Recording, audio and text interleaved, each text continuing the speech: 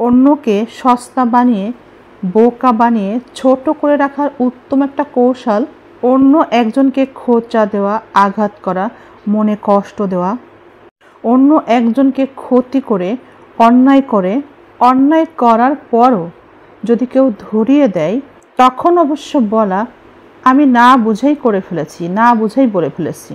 এটাই একটা মানুষকে খুব সহজে মূল্যহীন, পাত্তা না দিয়ে তাকে ছোট করে রাখার একটা ভালো পদ্ধতি। এভাবে কাছের মানুষকে খুব সহজেই পাত্তা না দিয়ে কিন্তু মূল্যহীন করে কাছে রাখা যায়। আসলে এই মানুষগুলো বুঝেই করে, না বুঝে কোনো রকমের খারাপ ব্যবহার কিন্তু কারোর সাথে করে না। যাকে পাত্তা দিতে চায় না, ছোট করে রাখতে চায় নিজের কাছে, সবার কাছে নিজের মূল্য সবার কাছে বাড়িয়ে দেখাতে চায়, তারা কিন্তু এ ধরনের কৌশল অ্যাপ্লাই করে থাকে। এই মানুষগুলো মুখে যদিও বলে যে না বুঝেই করেছি, কিন্তু সেই ব্যক্তির যখন এতটুকু জ্ঞান আছে একজন মানুষকে খোঁচা দিয়ে, একজন মানুষকে আঘাত করে সবার কাছে ছোট করে রাখা যায়, তাকে বোকা প্রমাণ করে সবার কাছে একেবারে মূল্যহীন করে রাখা যায়, তার মানে সে কিন্তু জেনে বুঝেই করেছে বিষয়টা। মনে রাখবেন, এই মানুষটা যখন সে এতটুকু বোঝে ছোট করতে হয় কিভাবে, মানুষকে সবার কাছে মূল্যহীন কিভাবে করে রাখা যায়, তার মানে সে এটাও বোঝে যে একটা মানুষকে কষ্ট দিলে, আঘাত করলে, খোঁচা দিলে সেই মানুষটা কত বড় কষ্ট পায়। একজন মানুষকে কিভাবে খারাপ বানিয়ে সকলের কাছে নিজেকে ভালো করা যায় সেই রকম ইচ্ছা যখন একজন ব্যক্তির মধ্যে আছে, সে বোঝে কিভাবে সেটা করা সম্ভব। তখন তার মধ্যে সে যে একজনকে এভাবে ক্ষতি করে, তাকে আঘাত দেয়, সে কষ্ট পায়, সে এভাবে অন্যায় করে যাচ্ছে একজন মানুষের সাথে, সেই বুদ্ধিও কিন্তু তার আছে। কিন্তু ব্যক্তি যদি বলে থাকে আমি বুঝি নাই, আমি বুঝতে পারি নাই, এটা সম্পূর্ণ মিথ্যা একটা কথা।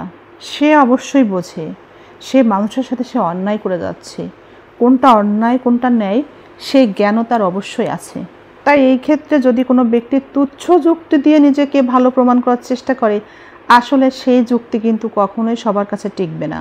এই ধরনের মানুষ সবার কাছে ভালো হয়ে থাকবে নিজে, এবং সবসময় নিজেকে ভালো প্রমাণ করার জন্যে, নিজের স্বার্থের জন্যে সে অন্যকে আঘাত করে যায়, অন্যের সাথে অন্যায় এভাবেই করে যায়। আশেপাশের মানুষগুলো যখন তার এই অন্যায়ের বিরুদ্ধে কথা বলে, তখন সবার সাথে সে নিজেকে এমনভাবে উপস্থাপন করে যেন মনে হয় তার ভিতরে কোনো বুদ্ধি নাই, সে একটা বোকাশোকা মানুষ। কথা মনে রাখবেন, আমরাই কিন্তু আমাদের কষ্ট দেওয়ার জন্যে, আমাদের আঘাত করার জন্যে, আমাদেরকে খোঁচা দেওয়ার জন্যই কিন্তু সুযোগটা আমরা তাদেরকে করে দিই। আর সেই মানুষগুলো আঘাত দিয়ে, খোঁচা দিয়ে আমাদের মতো মানুষকে ছোট করে নিজেরা অনেক মহান হয়, মহান সেজে থাকে সবার কাছে। নিজেকে সে অনেক চালাক এবং বুদ্ধিমান ভাবে মনে মনে, আর সামনের মানুষটিকে ভীষণ বোকা ভাবতে শুরু করে। আমরা আমাদের সাথের মানুষটিকে যতটুকু সুযোগ দেব, সেই মানুষটা আমাদেরকে ততটুকুই আঘাত করবে, ততটুকুই কষ্ট দিয়ে কথা বলবে, ততটুকুই কষ্ট দিয়ে আঘাত করে যাবে।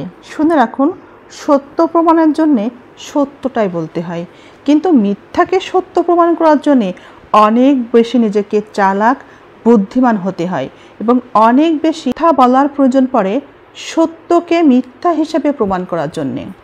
আমরা সাথের মানুষটিকে যত বেশি গুরুত্ব দেব, তার উপরে যত বেশি নির্ভরশীল হব, তারা আমাদের সাথে সবসময় নেগেটিভ কথাবার্তা বলবে, নেগেটিভ বিহেভ আমাদের সাথে করতে থাকবে। তাই এখন এতটুকুই চিন্তা করুন, দোষটা কিন্তু আপনার। তাকে দোষ দেওয়ার আগে আপনি নিজে চিন্তা করেন সেই মানুষটিকে আপনি কতটুকু গুরুত্ব দিয়েছেন, কতটুকু মূল্য দিয়েছেন, ভালোবেসেছেন কতটুকু, তার উপরে কতটুকু নির্ভরশীল। আর আপনি কেনই বা তাকে এত বেশি পাওয়ার বা ক্ষমতা দিয়ে রেখেছেন যে সে আপনার সাথে যা তা ব্যবহারটা দিতে পারে। সেই সাথের মানুষটি আপনাকে যা তা ব্যবহার, আপনার সাথে খারাপ ব্যবহার করার ক্ষমতা রাখে। সাথের পাশের মানুষটি কখনোই ততটা ক্ষমতা রাখে না যতটা ক্ষমতা আমরা যদি তাদেরকে দিয়ে না রাখি, যে তারা আমাদেরকে যা খুশি তাই করবে, তারা আমাদের সাথে যা খুশি ব্যবহার করবে, আমাদেরকে যা খুশি তাই বলবে, এমনকি যেমন খুশি তেমনভাবেই আমাদের মনের কষ্ট না বুঝে আমাদেরকে আঘাত করতে থাকবে, কষ্ট দেওয়া কথা বলতে থাকবে। তাই আমাদের সাথের মানুষটি বা পাশের মানুষটি আমাদের সাথে যদি ভালো ব্যবহার করে, তার জন্যও আমরা দায়ী। আবার আমাদের সাথে যদি খারাপ ব্যবহার করে থাকি তার জন্যও কিন্তু আমরাই সবার আগে দোষী। যারা এই ধরনের ব্যবহার আমাদের সাথে করে থাকে তারা নির্বুদ্ধিতার জন্য এগুলো করে না, তারা প্ল্যান করে ইচ্ছাকৃতভাবেই মনের রাগ থেকেই করে।